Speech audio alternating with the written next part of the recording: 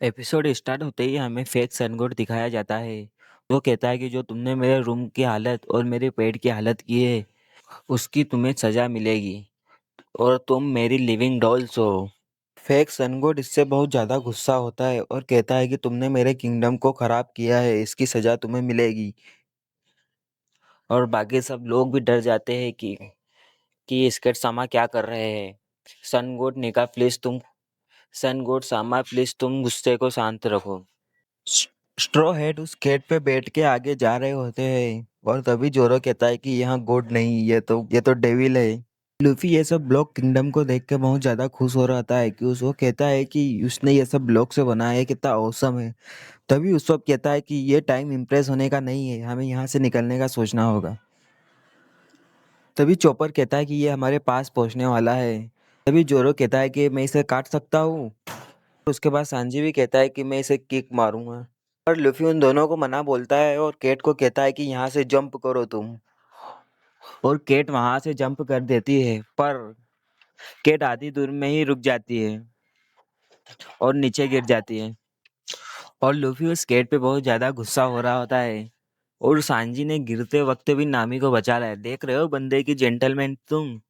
तभी सांजी कहता है कि हम मुश्किल में पड़ गए हैं, कि मैंने इसलिए बोला था कि मैं उसे काट दूं।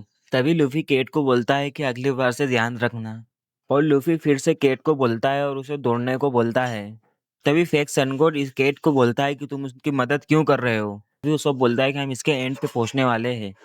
और लूफी बोलता है कि हमें तो एंड अभी नहीं दिख रहा है। पर उसोप बोलता है कि एक बार तुम ब्लूप्रिंट को देखो। और तभी नामी ब्लूप्रिंट को फेंक देती है और बोलती है कि मेरे को सब याद है। और नामी लूफी को बोलती है कि जो हमने मिरर ड्रॉर वहां पे डिस्ट्रॉय किया था उसका रिफ्लेक्शन सामने दिख रहा है, तो इसका मतलब है कि हम सामने एंड है। और तभी जोरो कहता है कि यह एक पक्का जाइंट का रूम ही है।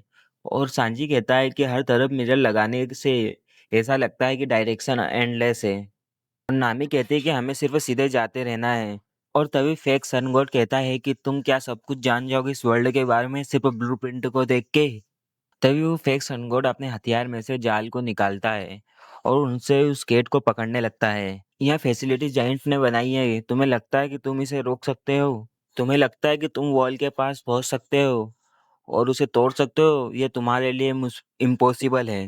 तभी वहाँ केट और उन सब बाकी को जाले में पकड़ लेता है।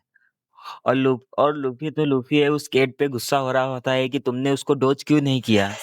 और तभी अपने जोरो और सांजी एक्शन में आते हैं और उस जाले को आसानी से काट देते हैं और वहाँ आगे बढ़ने लगते हैं। और वहाँ केट बहुत तेजी से वॉल की ओर बढ़ रही होती है।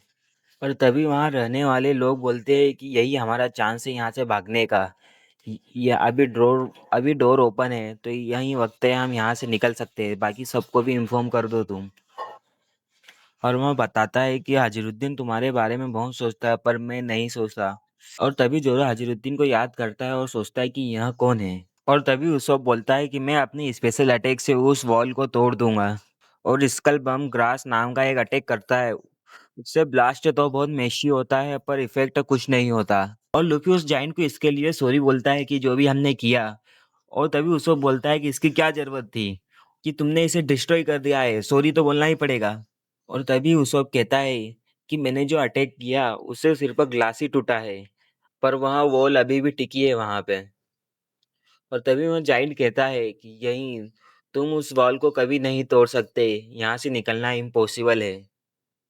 और वहाँ जाइंट यह सोचकर बहुत खुश हो रहा होता है कि मेरी डॉल्स यहाँ से निकलने के लिए बहुत कोशिश कर रहे पर निकल नहीं पा रही। लूफी उस केट को बोलता है क्या तुम अभी भी चल सकते हो, और उसे चलने को बोलता है।